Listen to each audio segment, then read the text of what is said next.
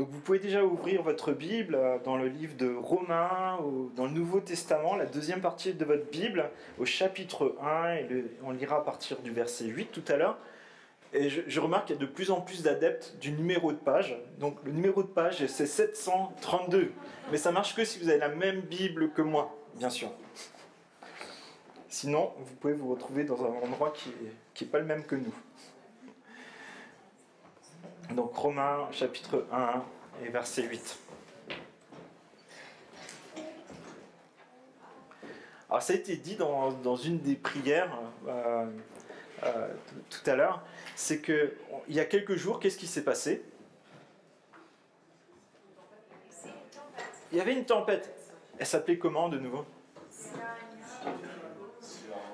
Ah, je suis...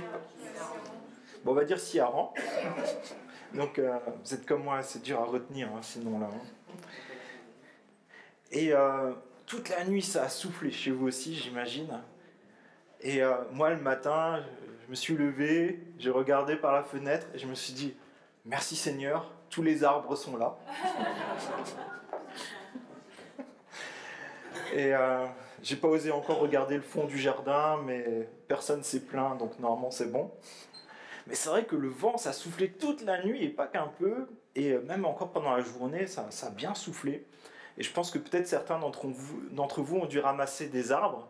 Quelqu'un m'a dit qu'il avait pris le bus le matin et qu'avec les gens du bus, ils ont dû sortir pour déplacer un tronc qui était en plein milieu de la route.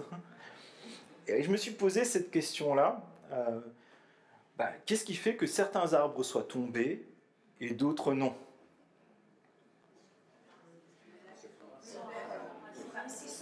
C'est pas encore bien mûr. Voilà, vous parlez de... Vas-y. Ils sont bien enracinés? C'est pas encore bien mûr. Ils sont encore vivants? Enraciné et la texture du sol. Enracinés et la texture du sol? Ouais, le tronc de l'arbre qui est solide. Il y a des grands vents. Ouais. Pas trop de prise au vent. Pas trop de prise au vent. S'il est déjà couché, ça va finir de le coucher. Ouais, et du coup, moi je me suis dit, comment ça se fait que mes arbres aient tenu cette année? En fait, je pense que tous ceux qui devaient tomber est déjà tombé. Mais c'est vrai qu'en tant que chrétien, on peut se poser la même question. Qu'est-ce qui fait que dans la durée, je vais tenir droit, je vais être affermi, et puis que je vais rester debout pour Dieu, en fait. Et je pense que dans ce texte de Romains, on peut trouver quelques ingrédients pour rester stable, même quand on est dans des situations de tempête, peu importe son nom. Et je vous propose qu'on puisse le lire ensemble. Romains au chapitre 1, verset 8, et on va lire les versets 8 à 15. T'es avec moi? Merci. Tout d'abord, je dis à mon Dieu par Jésus-Christ toute ma reconnaissance au sujet de vous tous, parce que dans le monde entier, on parle de votre foi.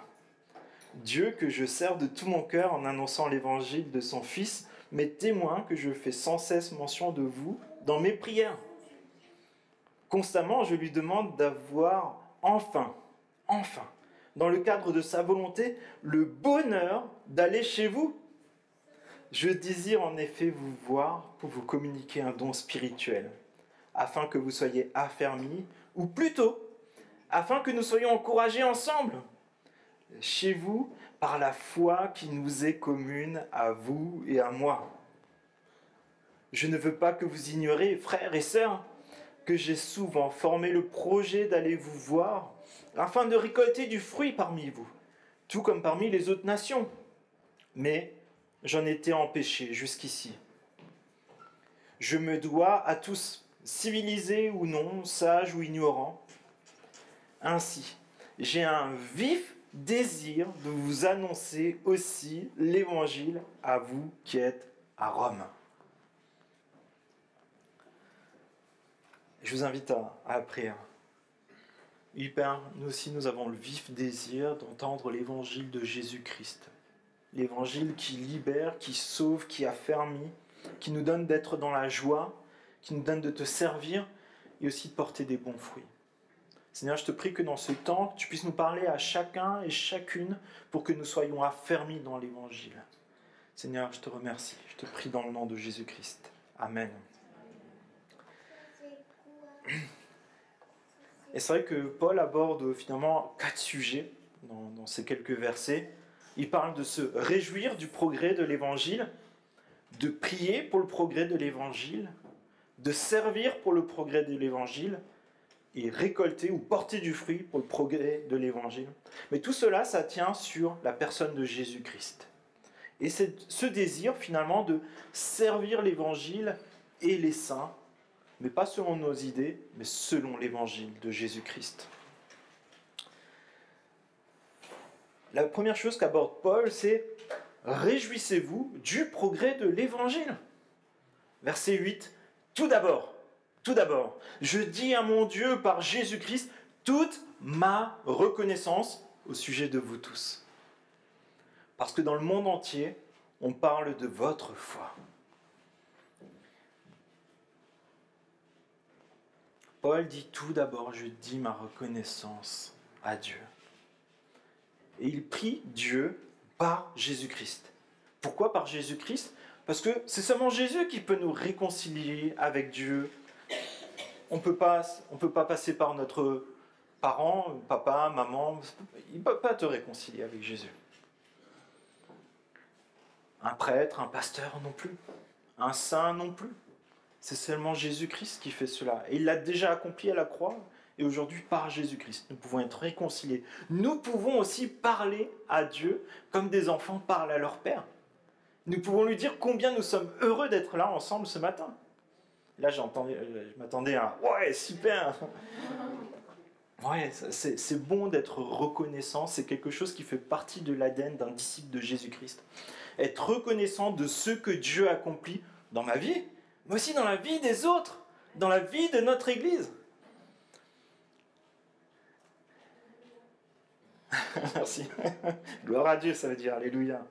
Et du coup aussi, on se réjouit en fait quand il y a des personnes qui rencontrent Jésus, qui connaissent une vie transformée, qui partent sur de nouvelles bases, mais aussi quand il y a des nouvelles églises qui s'implantent, qui démarrent, mais aussi des églises qui grandissent, qui s'affermissent. Et waouh, ça c'est génial. Moi j'étais très touché, très encouragé au moment où ça s'est concrétisé, le fait qu'on allait déménager sur Varennes avec notre église. Et du coup, j'ai téléphoné au pasteur du secteur. Et il y a un des pasteurs, j'avais quand même un peu des appréhensions de dire, en fait, on est une église et on débarque plus ou moins à quelques centaines de mètres de chez eux, quoi. En plus, leur slogan, c'est presque le même, leur titre d'église, c'est presque le même que notre slogan d'église. Aimer Dieu, aimer notre prochain. Alors je fais, bon, au moins, on est tous les deux fondés sur l'évangile. Et le pasteur, qu'est-ce qu'il m'a dit en premier ? Il n'a pas posé de questions ni rien. Il m'a dit « Gloire à Dieu ». Notre ville a besoin de disciples de Jésus-Christ et d'église. Et là, je me suis dit « Waouh, lui, il a compris l'évangile ». Et moi, je me pose cette question, dans ma vie, dans mon quotidien, quelle est la place de la reconnaissance ? C'est-à-dire dans le fait de reconnaître que Dieu fait des bonnes choses dans ma vie, dans mon quotidien et dans mon église. Quelle est la place de la prière dans mon quotidien ? Pas juste prier, c'est bien de prier pour les problèmes qu'on a, hein, on est tous d'accord. Mais quelle est la place de la prière pour les autres ? Les prières de reconnaissance pour la vie des autres, de ce que Dieu leur donne comme don, comme qualité. Mais aussi comme encouragement. C'est quand la dernière fois que tu as tapé sur l'épaule de quelqu'un de l'église, gentiment, hein, je parle, hein, et tu lui dis, mais je suis tellement content de te connaître, je suis tellement content de voir comment Dieu t'utilise dans ton quotidien. C'est quand la dernière fois que tu as fait ça ? Bon, c'est pas récemment, on dirait, tu peux le faire là, comme ça c'est fait. Tu peux lui taper sur l'épaule et lui dire, je suis content que tu sois là, de qui tu es.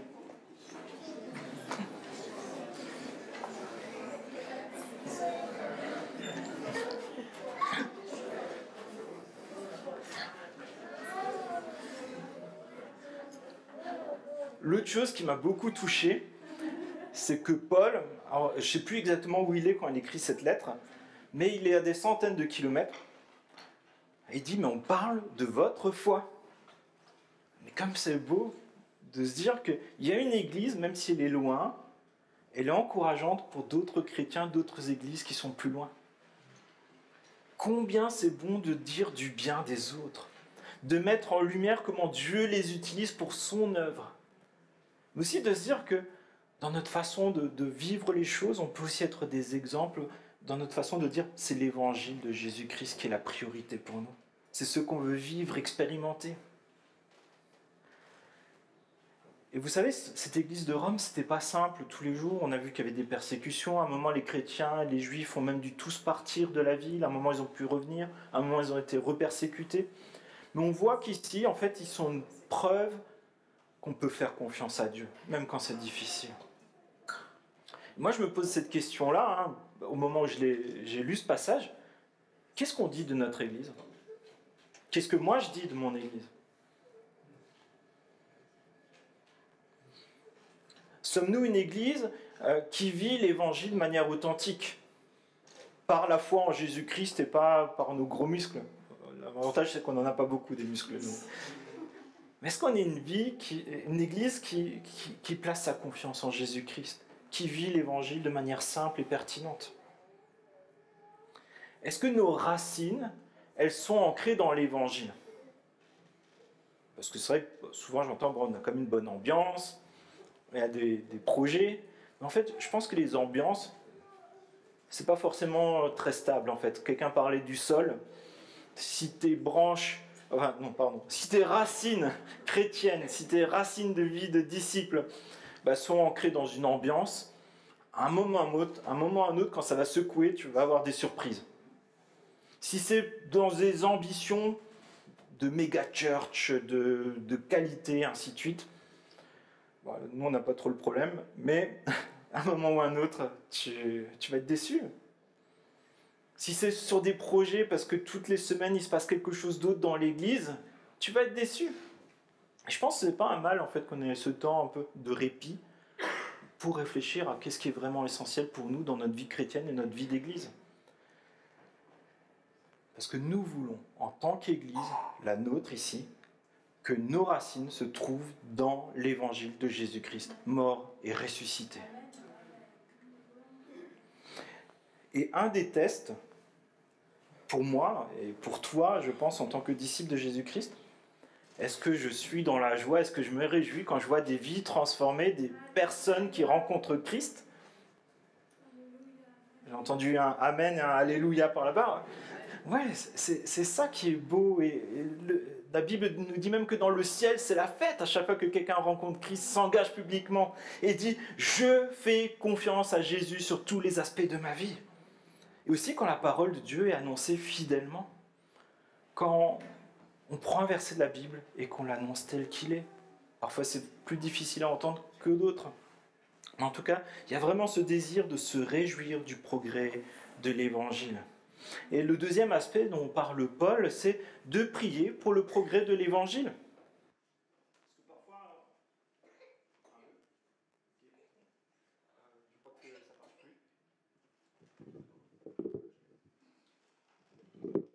Sinon tu peux allumer le micro. C'est surtout pour l'enregistrement, pour pas que ça pose problème. J'ai plus de piles en fait.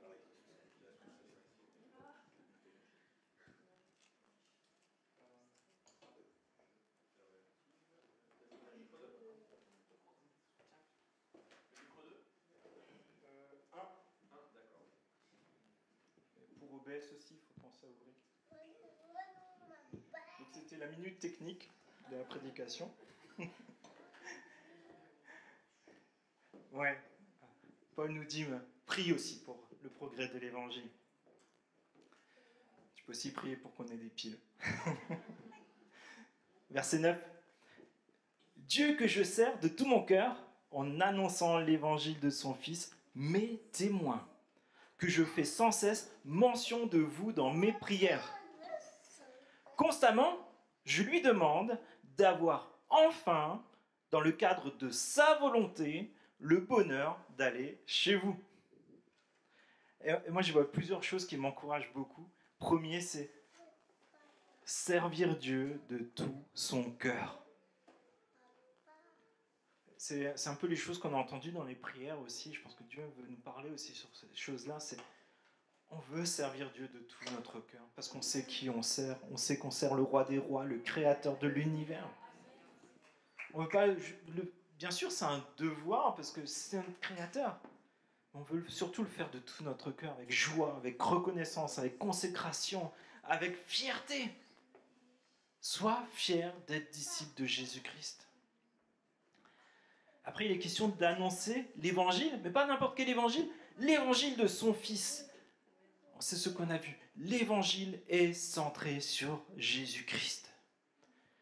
Comment est-ce que dans ton quotidien, tu peux témoigner de qui est Jésus? Quelqu'un a une idée?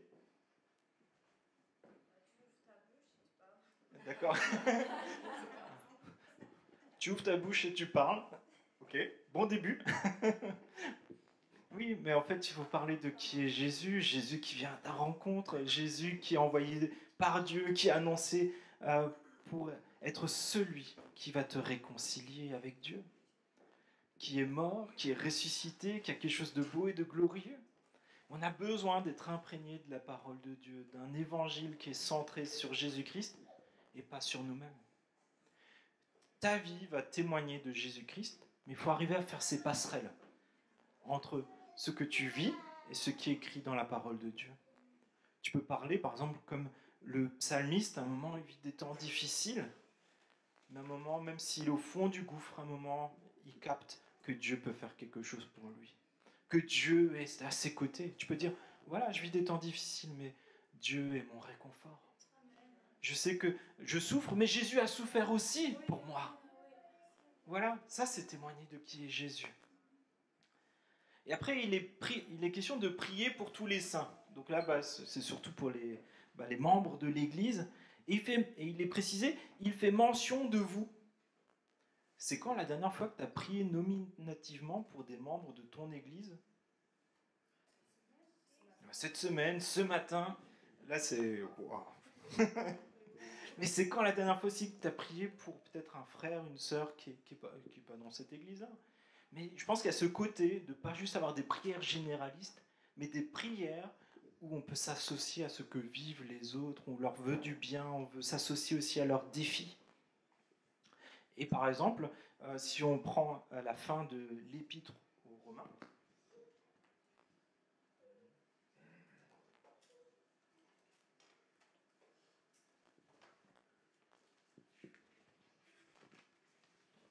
ça c'est les aléas du direct. Voilà. Je suis impressionné parce que Paul, quand il le dit, c'est pas juste pour donner l'impression que voilà, c'est bien de prier pour les gens. En fait, si vous ouvrez à la fin de l'Épître aux Romains, au chapitre 16, page 743, pour mes amis, c'est impressionnant. Regardez ça. Saluez Prisca, Aquilas. Saluez Épaignette, mon bien-aimé. Saluez Marie. Saluez Andronicus et Junia. Saluez Amplias. Saluez Urbain, et ainsi de suite. Je ne sais pas combien il y a de personnes, si quelqu'un veut compter, mais je pense qu'il y a au moins 20 ou 30 personnes là-dedans. C'est pas du fake, c'est du vrai. Paul les mentionne vraiment. Et je pense que pour nous aussi, l'idée dans l'Église, c'est pas forcément de connaître tout le monde par son prénom, ça va devenir plus difficile, je pense. Par contre, connais déjà 20 personnes, bien, prie pour eux. Tu vas voir, Dieu va t'utiliser. Après, on peut aussi prier pour des personnes qui sont plus loin, dans d'autres pays, c'est ce qu'on fait pour nos missionnaires. Mais aussi, c'est une des raisons pour lesquelles nous souhaitons, dans l'avenir, faire des voyages missionnaires pour aller voir les églises dans lesquelles nous avons envoyé nos missionnaires, pour pouvoir prier avec eux, pas juste pour prier et dire « Ah, bénis les chrétiens de telle ville ». Non, pour pouvoir aussi citer des prénoms comme là. De dire « Voilà, c'est ça leur défi ». C'est ces sujets-là, quand ils nous les partagent, pour pouvoir les vivre avec eux. Et c'est un vrai désir, je pense, et biblique, de mettre ça en place. Aussi, je pense que c'est l'occasion aussi de pouvoir aborder un sujet. Parfois, il y a des pays, des situations en fait, où il peut y avoir des conflits, y compris des guerres. Actuellement, on ne sait même plus vraiment faire la liste de tous les pays où il y a des conflits et des guerres. ou aussi peut-être parfois il y a des difficultés politiques, sociales. Et là, je nous encourage aussi en tant que chrétiens à faire des barres des choses entre ce qui est finalement du monde, des discussions de café, et notre position en tant que disciples de Jésus-Christ et notre façon de prêcher l'évangile dans ces situations-là. Et ça, l'application, elle se trouve dans 1 Timothée au chapitre 2. Désolé, j'ai pas la page, mais je nous invite à pratiquer cela. 1 Timothée, chapitre 2, verset 1.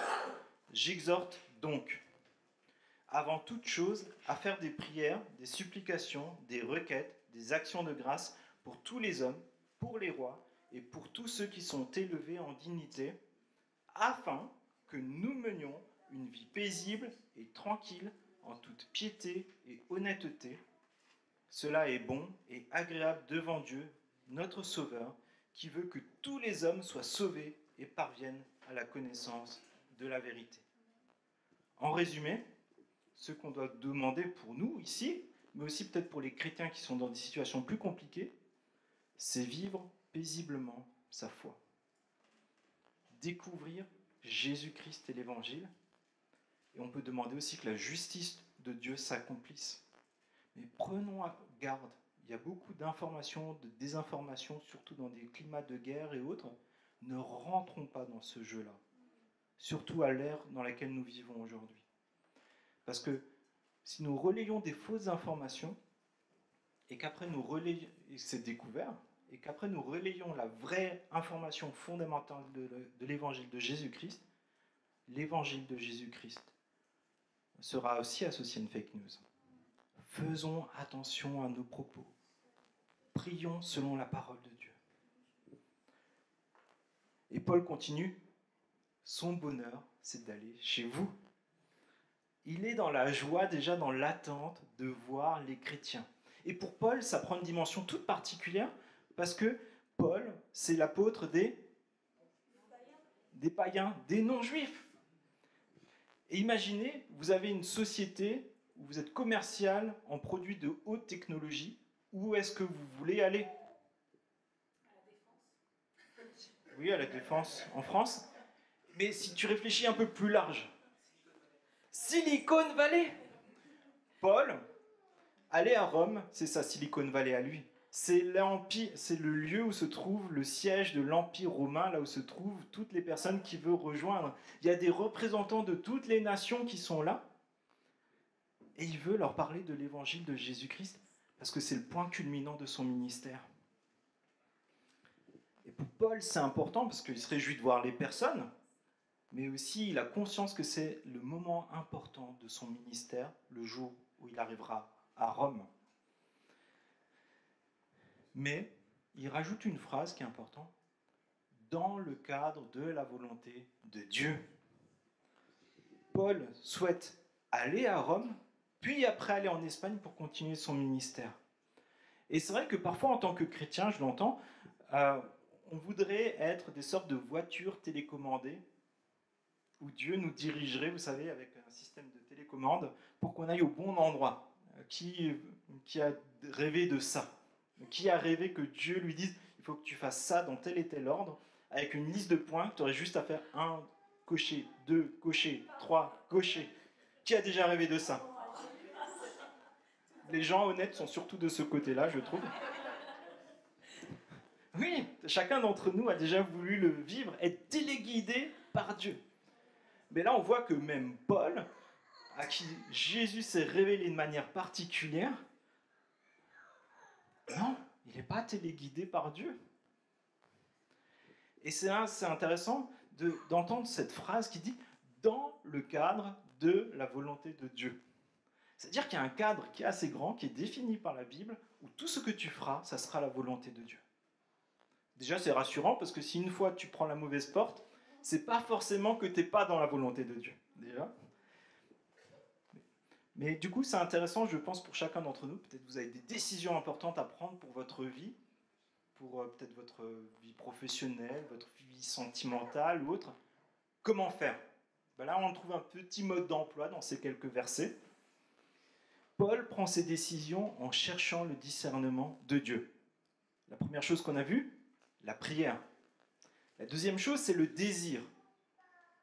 La troisième chose, c'est les circonstances qui sont favorables ou défavorables. Après, on conçoit des projets. On est aussi conscient de notre devoir, de notre mission. Et pour finir, on reste dans la soumission de la volonté de Dieu. Si vous mettez tous ces ingrédients ensemble et que vous vous appuyez sur la parole de Dieu, vous resterez dans le cadre de la volonté de Dieu et vous ferez ce qui est bon en restant à l'écoute du Saint-Esprit. Et après, il y a parfois des bonnes choses qu'on veut, comme Paul aller à Rome, mais c'est peut-être pas juste le bon moment en fait. Mais je pense qu'un des points fondamentaux, c'est notre source de motivation. C'est ce qu'on a vu. Est-ce que c'est l'évangile? Est-ce que changer de travail, est-ce que ça va être un apport pour mieux vivre l'évangile, mieux connaître Jésus, mieux le partager, par exemple? Est-ce que tel conjoint, ça va être quelqu'un avec lequel je veux pouvoir vivre ma foi? Mais il y a aussi des temps difficiles et parfois ça ne se passe pas comme on veut. Et là, on a besoin de discerner dans les temps défavorables quelle est la volonté de Dieu quand même et y persévérer. Parce que Paul, quand il veut aller à Rome, mais regardez par où il passe pour cela. 2 Corinthiens 11. 5 fois, j'ai reçu des Juifs 40 coups moins 1. 3 fois, j'étais battu de verge. 1 fois, j'étais lapidé. 3 fois, j'ai fait naufrage. J'ai passé 1 jour et 1 nuit dans l'abîme. Fréquemment en voyage, j'étais en péril sur les fleuves, en péril de la part des brigands, en péril de la part de ceux de ma nation, en péril de la part des nations, en péril dans les villes, en péril dans les déserts, en péril sur la mer, en péril parmi les faux frères. J'étais dans le travail et dans la peine, exposé à de nombreuses veilles, à la faim, à la soif, à des jeûnes multipliés, au froid, à la nudité, et sans parler d'autre chose, je suis assiégé chaque jour par les soucis que me donnent toutes les églises. Je pense que quelqu'un de normalement constitué qui n'est pas chrétien, il se dirait, c'est peut-être pas le bon chemin. Mais je pense que quand on sait qu'est-ce que c'est l'évangile de Jésus-Christ et qu'est-ce que c'est la mission d'un disciple de Jésus, on persévère même à traverser tout ça. On n'est pas appelé à tous vivre ça. Mais si Paul est passé par là, il n'y a pas de raison que nous ne souffrions pas aussi un moment. Si Jésus a souffert, nous aussi nous souffrirons. Et cela nous interroge sur notre persévérance dans notre ministère que Dieu nous confie. Nous avons besoin d'une motivation profonde et certaine pour être enracinés, pour tenir droit, rester ferme. Sinon, on sera comme un ballot de paille qui est emmené par le vent. Et si notre vie chrétienne, si notre service est fondé sur autre chose que l'évangile, on sera comme ce ballot de paille qui est emmené une fois à gauche, une fois à droite. Mais l'évangile de Jésus-Christ nous appelle à avancer, persévérer, aller de l'avant. Et bien sûr, là, il est question des difficultés de Paul. On y voit des souffrances, on y voit des défis, on y voit des persécutions, on y voit des fausses doctrines, des divisions, du laxisme, du légalisme. Et au milieu de tout ça, ce qui est important, c'est de connaître qu'est-ce que veut Jésus, qu'est-ce qui est indiqué dans la Bible, pour ne pas tomber ni dans l'un, ni dans l'autre, ni dans le légalisme, à vouloir faire des choses par nos propres forces, ni dans le laxisme en disant de toute façon, Jésus l'a payé pour moi, c'est plus un problème pour moi, je reste dans... je fais comme je peux, puis c'est tout. Non, c'est de se remettre en question pour grandir, ressembler toujours davantage à Jésus.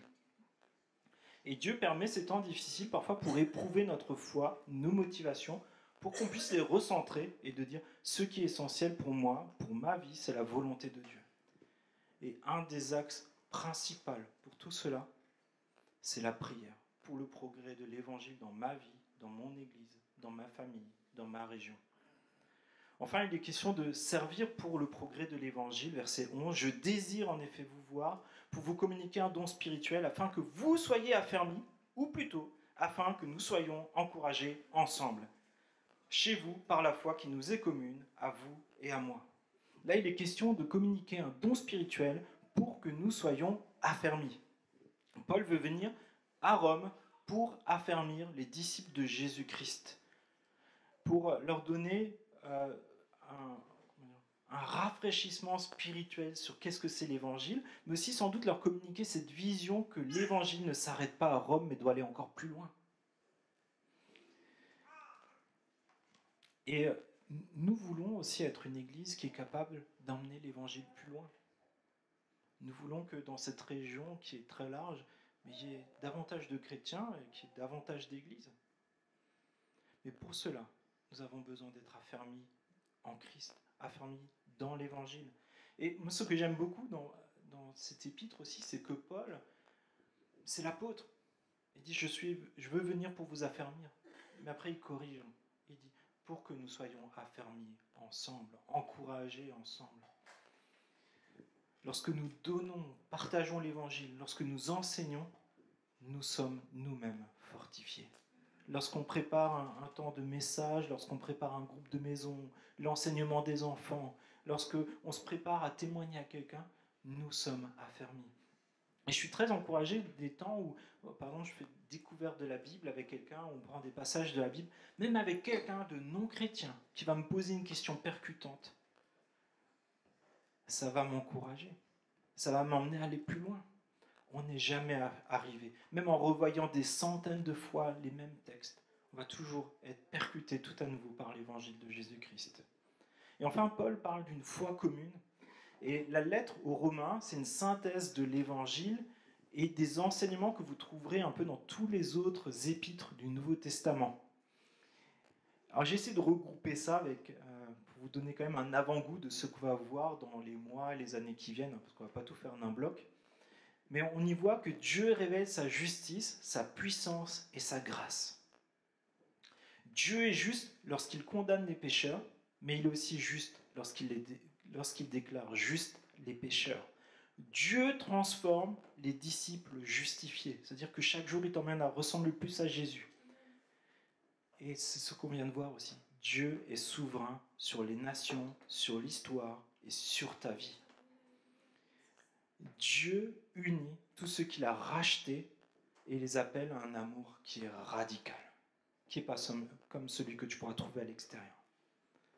Et c'est pour ça, c'est bon de se dire que je veux servir pour le progrès de l'Évangile, non par moi-même, mais par Jésus-Christ.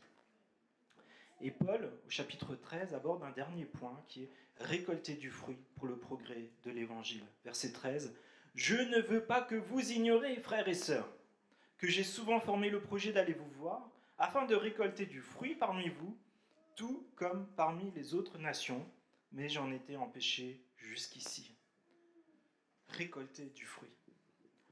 Quel fruit? Quel est le fruit dont parle Paul? Peut-être il n'y en a pas que un, finalement. Mais il y a un passage où Jésus lui-même nous appelle à porter du fruit, qu'on a lu partiellement.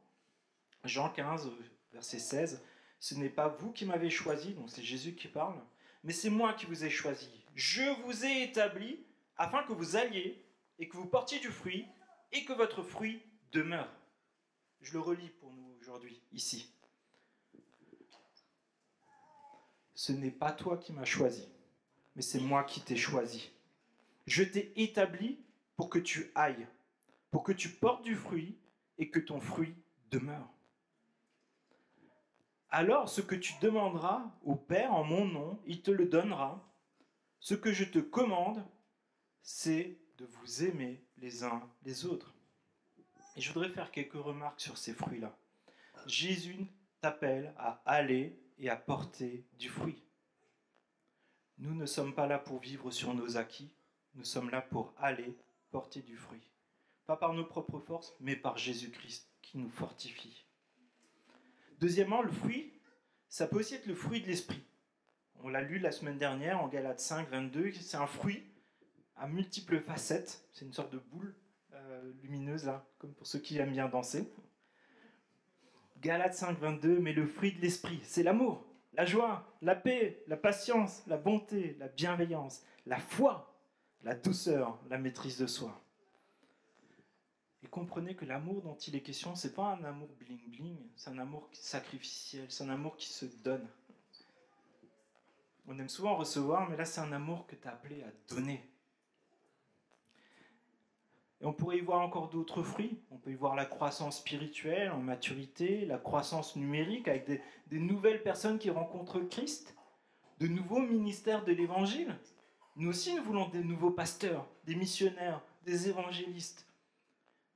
Mais nous voulons aussi des croyants qui ont une influence positive là où Dieu les place, dans cette ville, dans cette région.